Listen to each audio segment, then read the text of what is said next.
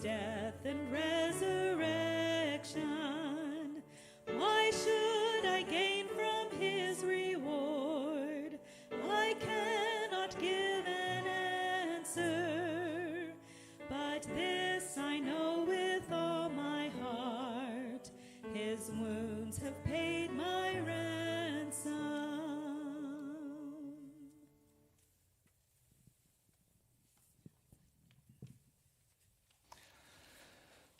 Friends, as we hear the Passion of Jesus, I pray that as you hear these words, that you would listen to them, that you would meditate on them as I read, that you would feel the weight of the words that were chosen by the gospel writers.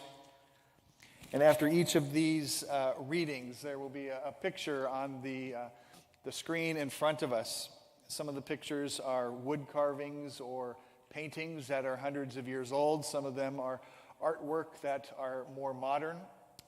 But I pray that in the visuals and in the words that we hear, that we would truly experience and feel the passion of Jesus. So friends, let's hear our first reading.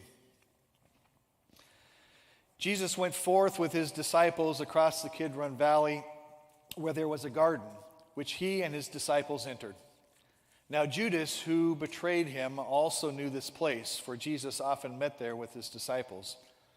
So Judas procured a band of soldiers and some officers of the chief priests and the Pharisees, and went there with lanterns and torches and weapons. Then Jesus, knowing all that was to befall him, came forward and said to them, "Who is it that you seek?" They answered him, "We seek Jesus of Nazareth."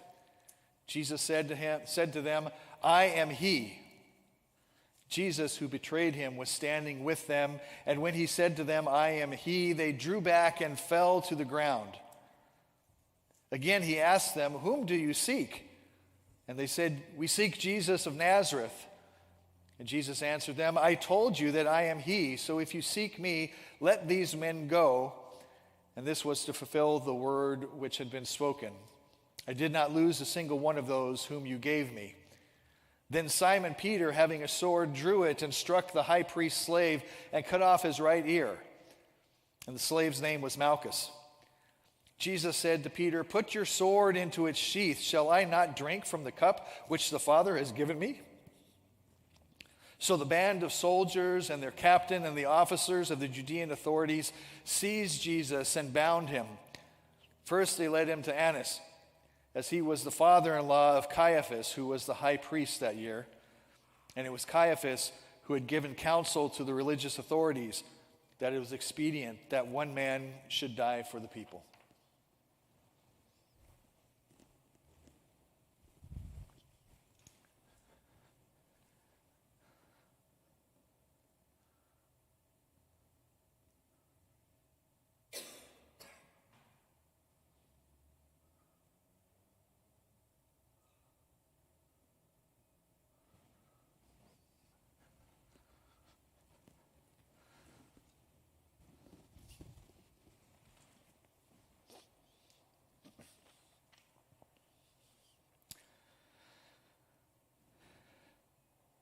Simon Peter followed Jesus, and so did another disciple, as the disciple was known to the high priest. He entered the court of the high priest along with Jesus, while Peter stood outside at the door. So the other disciple, who was known to the high priest, went out and spoke to the woman who guarded the gate and brought Peter in. The woman who had guarded the gate said to Peter, "Are you not also one of this man's disciples?" He said to her sternly, "I am not." Now the servants and the officers had made a charcoal fire because it was cold, and they were standing and warming themselves. Peter also stood with them, standing and warming himself. The high priest then questioned Jesus about his disciples and his teaching. Jesus answered him, "I've spoken openly to the world. I have always taught in the synagogue and in the temple, where all Jewish people come together. I've said nothing secretly, so why do you ask me? Ask those who have heard me what I've said to them. They know what I've said." When he said this, one of the officers standing by struck Jesus with his hand, saying, "Is this how you answer the high priest?" Jesus answered him, If I have spoken wrongly, bear witness to the wrong. But if I have spoken rightly, why do you strike me?"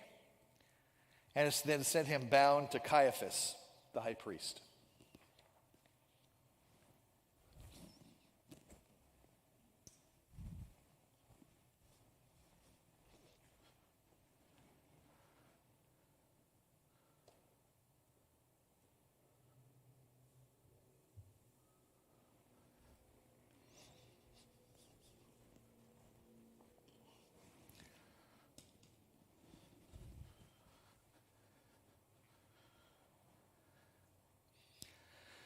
Now Simon Peter was standing and warming himself. They said to him, "Are you not also one of his disciples?" And he denied it again, saying, "No, I am not." One of the servants of the high priest, a kinsman of the man whom Peter had cut off his ear, asked, "Did I not see you in the garden with him?" And Peter again denied it, and at once the cock crowed. Then they led Jesus from the house of Caiaphas to Pilate's headquarters. It was early. They themselves did not enter the headquarters so that they might not be defiled, but that they might eat the meal during the Passover celebration. So Pilate went out to them, and he said, "What accusation do you bring against this man?" They answered him, "If this man were not an evildoer and was not guilty, would we not have handed him over to you?" Pilate said to them, "Take him yourselves and judge him by your own law." But the religious authorities said to Pilate, "It's not lawful for us to put any man to death." This was to fulfill the words which Jesus had spoken, to show by what death he was to die.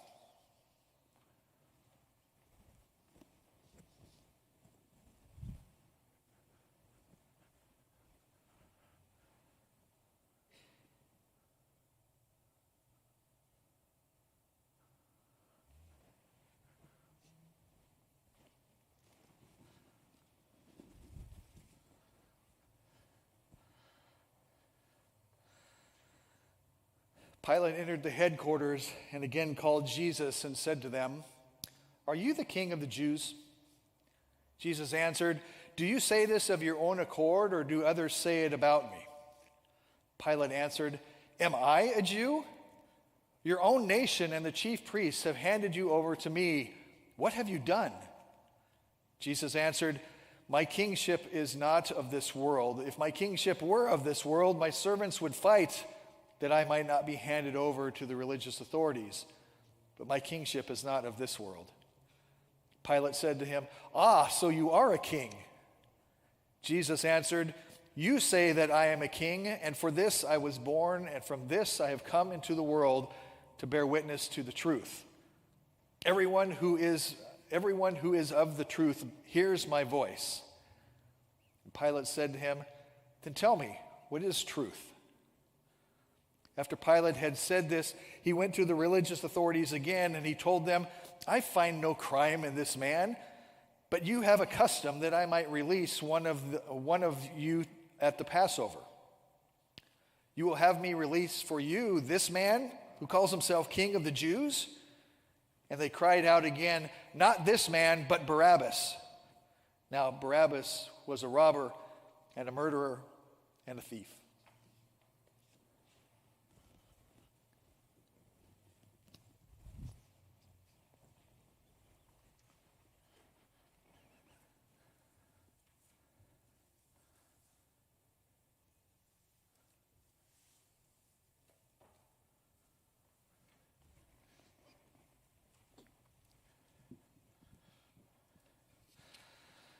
Friends, let's join together in singing, "O Sacred Head Now Wounded."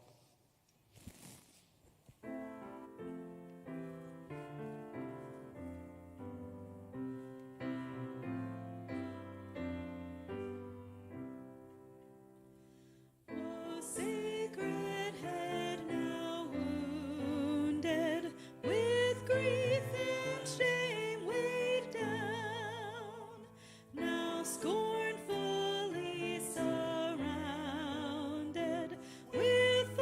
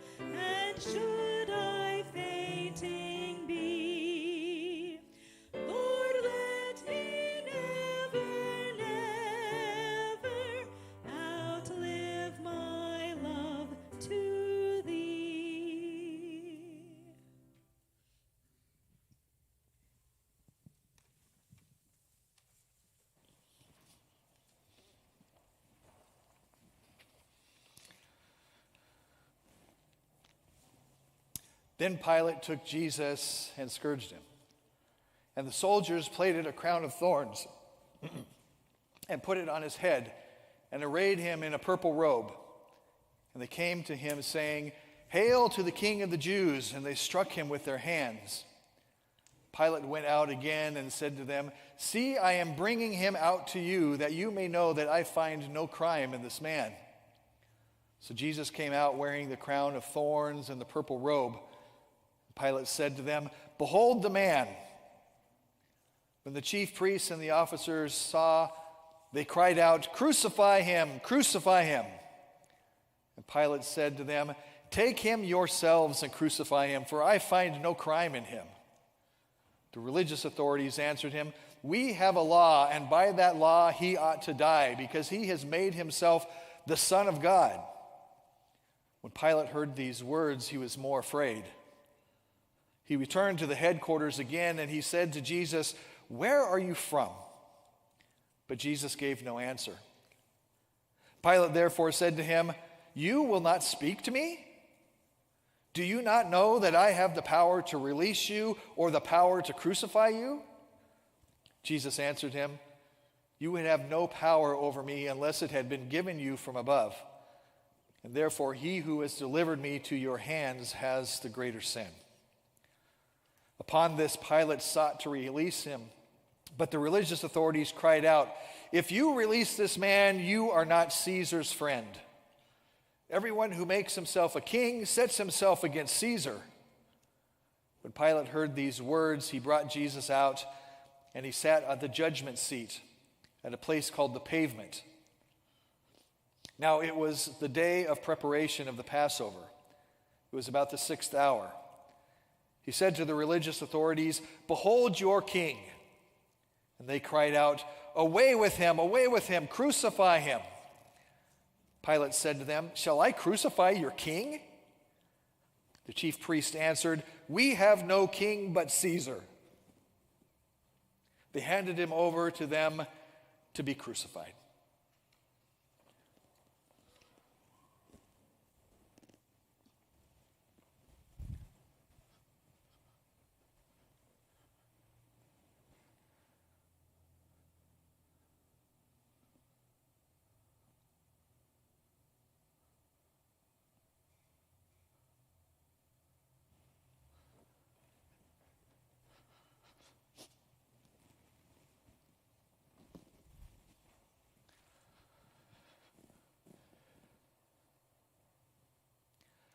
So they took Jesus, and he went out, bearing his own cross, to the place called the Skull, which in Hebrew is called Golgotha.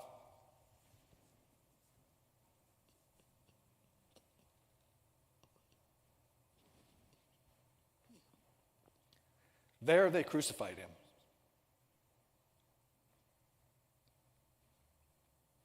And with him 2 others, one on either side, and Jesus between them. Pilate also wrote a title and put it on the cross, and it read, "Jesus of Nazareth, the King of the Jews." Many of the Judeans read this title, for the place where Jesus was crucified was near the city, and it was written in Hebrew and in Latin and in Greek. The Jewish chief priest then said to Pilate, "Do not write King of the Jews." But this man said, "I am King of the Jews," Pilate answered. "And what I have written, and it will remain." When the soldiers had crucified Jesus, they took his garments and made 4 parts, one for each soldier, and also his tunic, but his tunic was without seam, woven from top to bottom. So they said to one another, "Let us not tear it, but let's cast lots to see whose it shall be." And this was to fulfill the scriptures. "They parted my garments among them, and for my clothing they cast lots."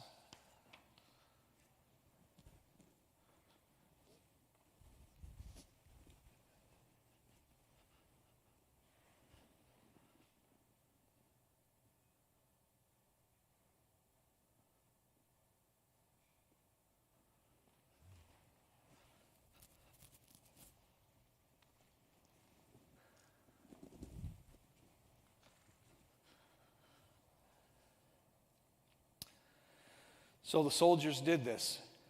But standing by the cross of Jesus was his mother and his mother's sister and Mary, the wife of Clopas, and Mary Magdalene.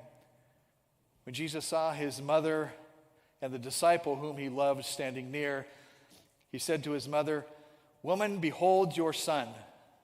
And then he said to the disciple, "Behold your mother." And from that hour, the disciple took her into his own home. And after this, Jesus, knowing all that was now finished, said, to fulfill the scriptures, "I thirst." A bowl full of vinegar stood there, so they put a sponge full of vinegar on a hyssop branch, and they held it to his mouth. And when Jesus had received the vinegar, he said, "It is finished." And he bowed his head, and he gave up his spirit.